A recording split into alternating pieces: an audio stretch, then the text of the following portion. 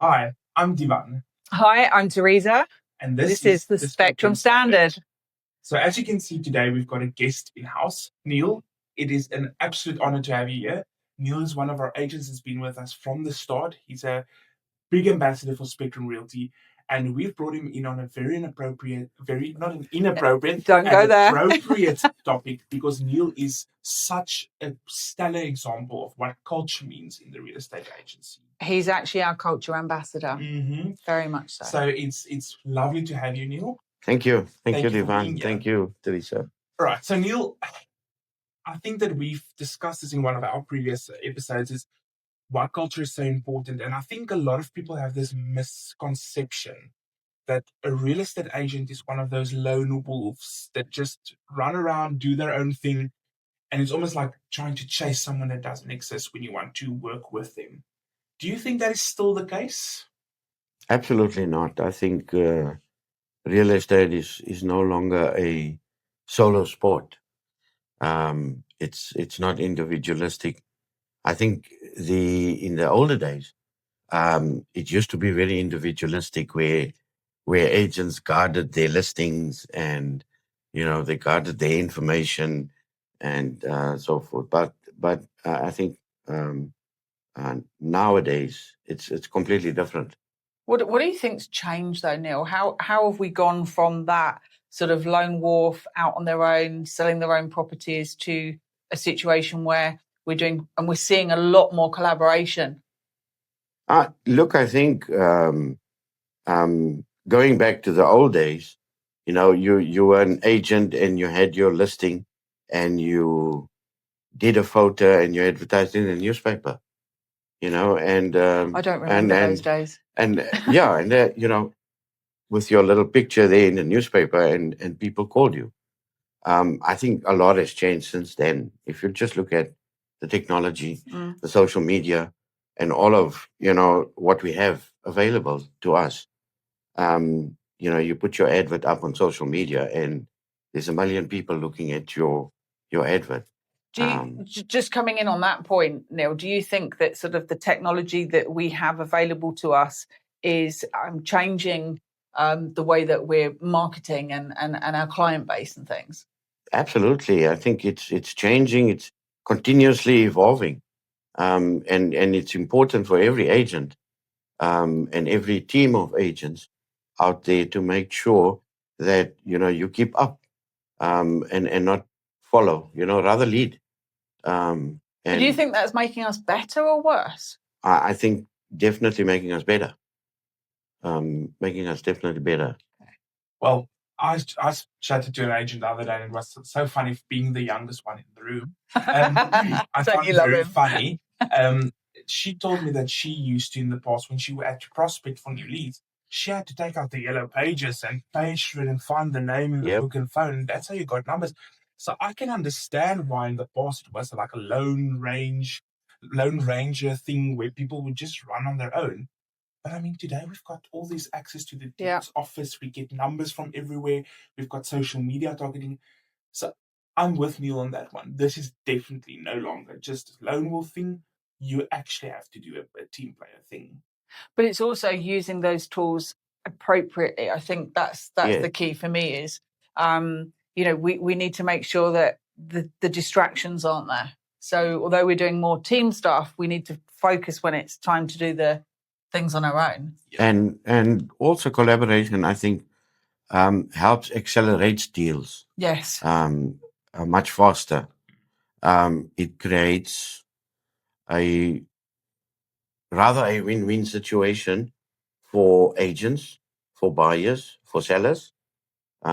Everybody gets that win-win situation with collaboration. So what do you do when you've got a buyer who's extremely keen on a property that another agent is selling, and that buyer's one of your friends, maybe a family member, or maybe someone that's just bought into you and your sales ethics and the work that you're doing with them, and you phone that agent and say, hey, you're listing this property in this street and I've got a buyer who wants to come along, and they say, no, I'm not willing to share. What do you do? Quite a difficult one. I would, of course, keep on trying. if I could, I would keep on trying. But my buyer has a certain trust in me. So I would gladly say, Mr. Buyer, the agent is not willing to share and collaborate. And therefore, you're welcome to go to the agent, and I'll in fact assist, to get a deal done, because that's what's important at the end of the day. It's the client that we have to put first. Yes. And it's a shame that they won't share. Sometimes maybe it's a brand new listing and they've got enough people coming through, and I sort of understand that side of things. But we do come across agents who don't share, not willing to split their commission. We had a story recently, didn't we, with an agent? I don't know, Divana, if you want to sort of expand on that. I'm going to give her like a Cliff Notes version, because we're going to speak to the agent about that soon. She also had a young couple that were very eager to buy a property, and the perfect property came up. She phoned the agent and said, "Listen, I've got this great buyers. They've been pre-approved. They're ready to buy. I'm willing to negotiate on the split. Are you willing to work with me?" And the agent said no. And then this agent, I'm not going to give too much away, just said go ahead. But what followed after is what's exciting. And we're going to bring that in on Monday. I wanted to quickly get onto the back of that conversation. And we brought up tech making us better.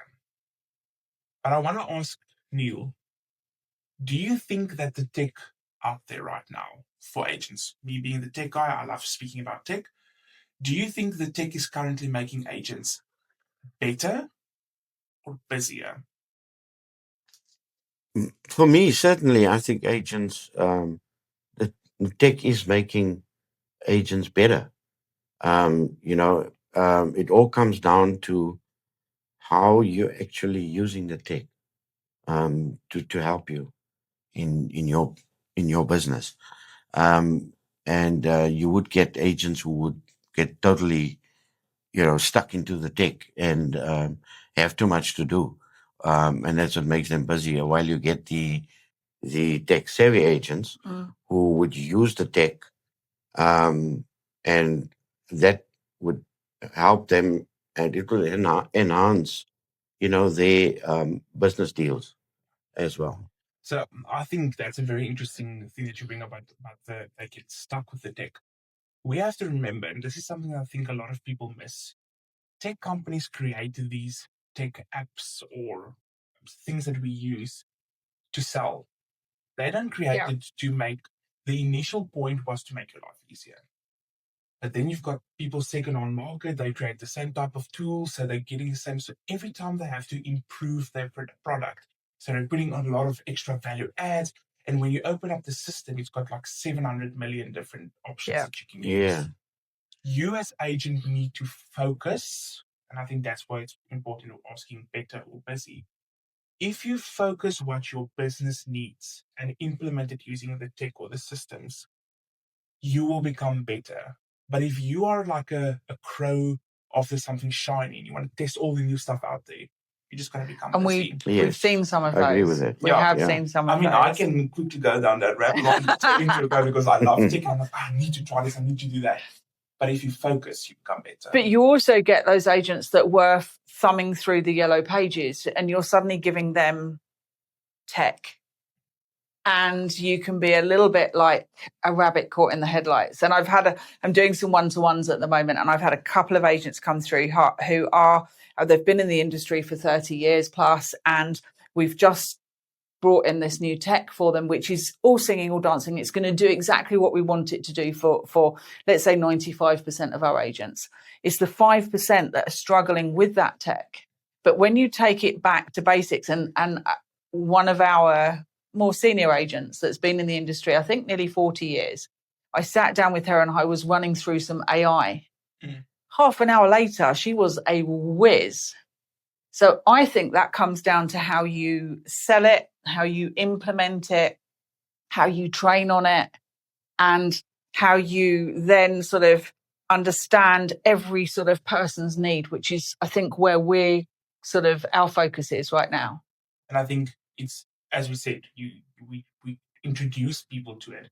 And Neil, I think you would agree, is if we show the agent and the other people that we work with what the value is, they can use it to the right advantage. Yeah, and also, if you have a good team of agents, and two agents are maybe a little slower on the tech side, and if you have a good team that networks well and works well together, then you can help each other. Yeah.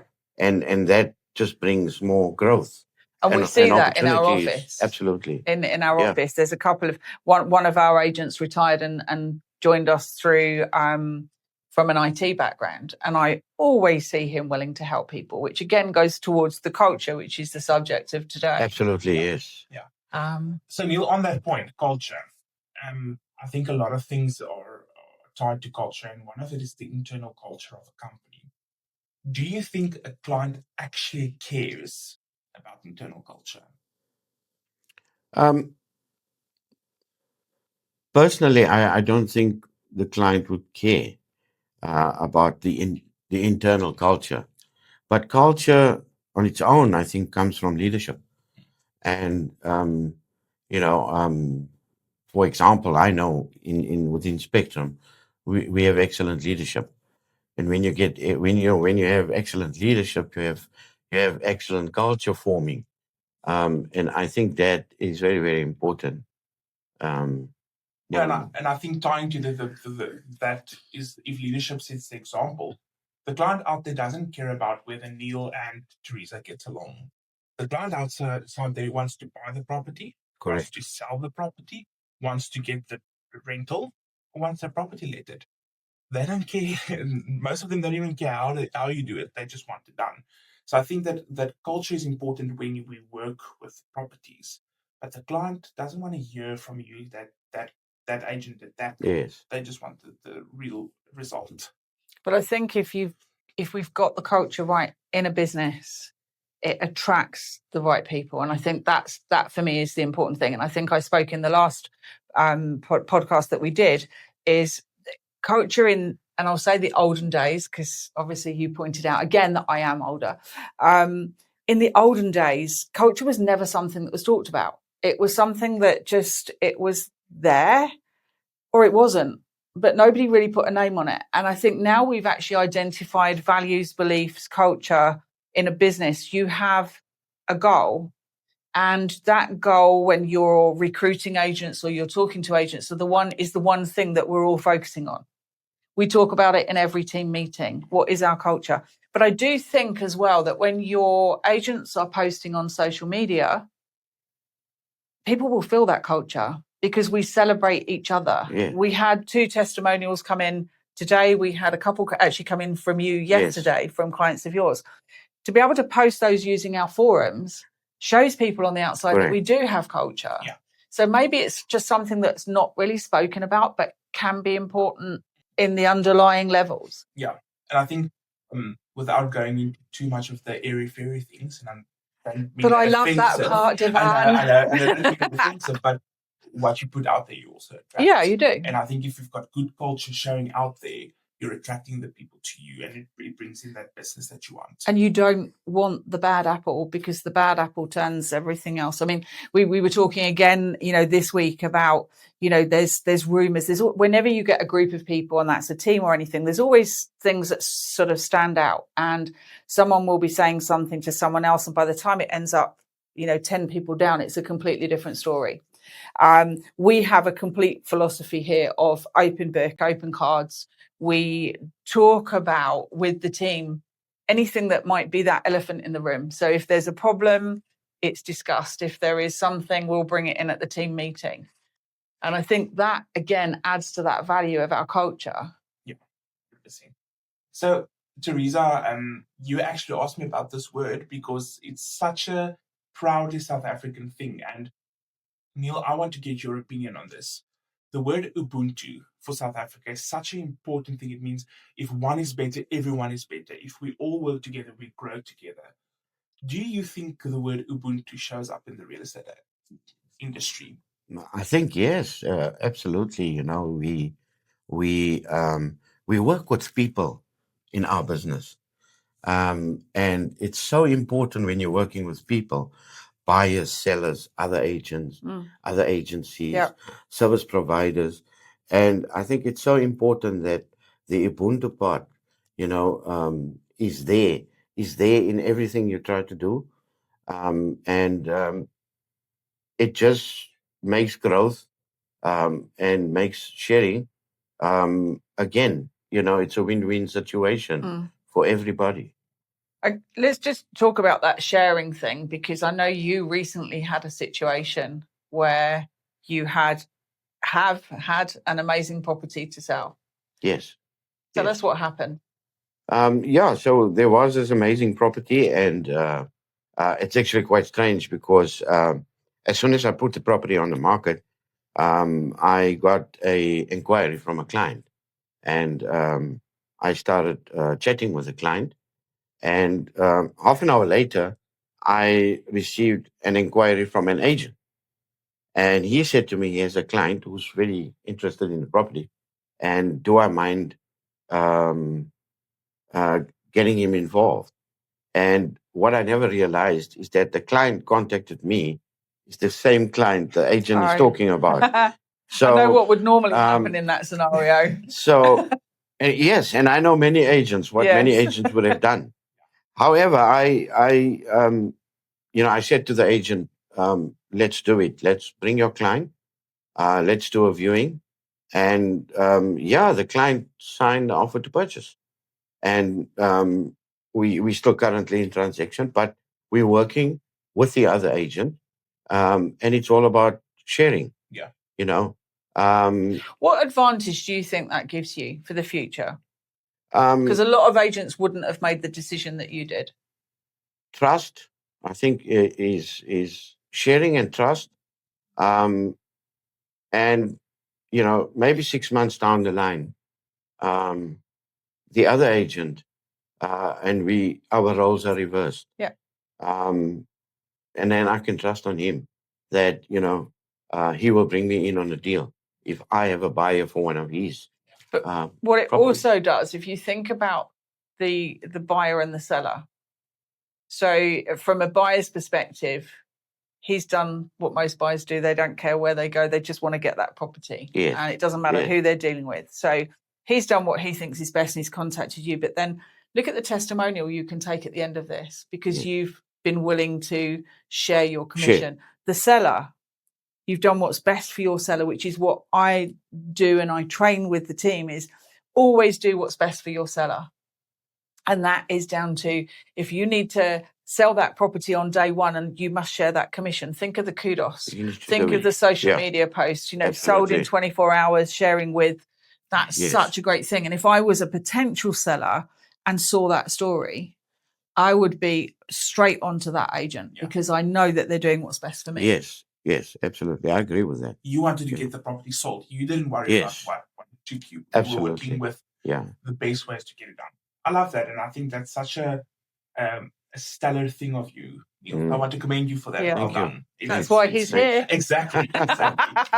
So, Neil, now we've spoken about sharing and we've heard a lot of things. Sharing is caring and what. Because we are very soft and cuddly, aren't we? Mm-hmm. Tell me, Neil, what do you think is one thing that agents should not be sharing with each other? The one thing I think agents should not be sharing with each other is confidential client information. It's really important that you don't share this information. Such as? We have the POPIA Act as well. So we need to make sure we follow that. Information such as, client affordability. Yeah. You could know things about a client. Maybe there's a divorce case in progress. And there's quite a lot of information that we shouldn't share. That we're privy to. That we're privy to, yes. Yeah. And a lot of times when we work with clients, we work with people that we know and we trust. So we've built this whole relationship with them. And I think it is dangerous if we then go and share just information because they've trusted us with that. Correct. And that's almost doing more damage than not sharing. Yes. Right. Yes, absolutely. And the other agent could tomorrow go and work for somebody else. Yeah. And he then has got that information, and who knows what can happen through that. Yeah. And also, I think if you start sharing all the details, you lose your bargaining power. Yes. So if you come in Yes. as a buyer's agent and you say we're putting an offer of 2.6 million, but when you sit down with coffee with the other agent, like, oh, but actually my client can afford 3 million, you're losing that bargaining power. So I think that's why it's important not to share that type of information. Well, you're not Yes. doing what's right for your client, Exactly. buyer or seller. Yes. You know, that's confidential information that they've shared with Yes. you, and Yes. you need, and that's why we deal with buyers and sellers to get the best price or the win-win, which again is part of our culture. It's that Yes. win-win situation. I think the other thing I wouldn't share with another agent is bedroom secrets. Or maybe a hairbrush. Yeah. Well, Neil, I don't think you use a hairbrush. Sometimes he does grow his hair occasionally. Definitely, okay. Nah, that's a good thing. I don't think you share that, but I love that. All right. Neil, one question I want to ask you, and I think this is one of the main points we're discussing culture, is an agent out there looking to change. Maybe they're unhappy. Maybe they're feeling like, I need to grow again. I'm feeling a bit dormant where I am right now. In your opinion, what is a red flag when you're choosing another agency? I think it's if you're coming from outside and you're looking for an agency that has a good culture, you may not know it. Just offhand, you may not know it. But I think if you look at the agencies today, we have a lot of social media posts. You can go to Google reviews. Yeah. You can have a look at the agency's reviews, their review card. You can have a look at the social media post of the agency. And you would pretty much be able to tell, that am I going to the right place? Am I going to be accepted in within Spectrum? And you're pretty much able to tell, And I also think one of the important things is like speaking to an agent that's not willing to share. I mean, that for me already tells me something's off with the culture of the company, because if it's just happening without being stopped, I mean, that's a big red flag for me. Yes. And I think as an agency also, if somebody in our business, if somebody wants to or is thinking about making a shift, we would invite them. Yeah.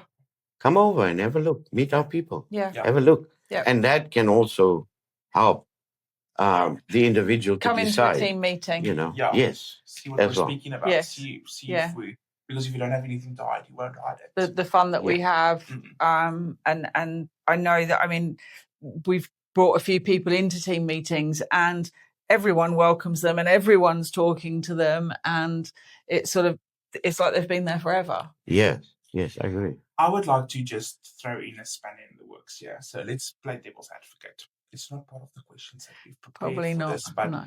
I want to ask you guys. Let's be real.